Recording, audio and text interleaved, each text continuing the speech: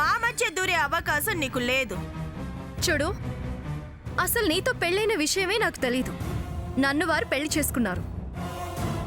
తర్వాత పోయిందన్న నువ్వు వచ్చావు.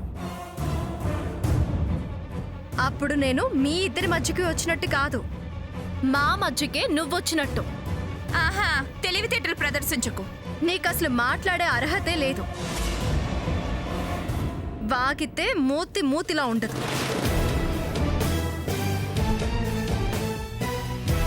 ముందుకి సాగుతుంది. సైలెంట్గా ఉండు.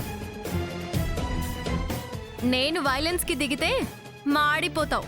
ఏయ్, ఏంటే దాన్ని బెదిరిస్తున్నావు? నీకే ఇంట్లో చోటు లేదు. అది చట్టం తేల్చేదాకా నేను ఇక్కడే ఉంటాను. ఇక్కడి నుంచి వెళ్ళను. ఎవరు బయటికి పంపించగలరో చూస్తాను.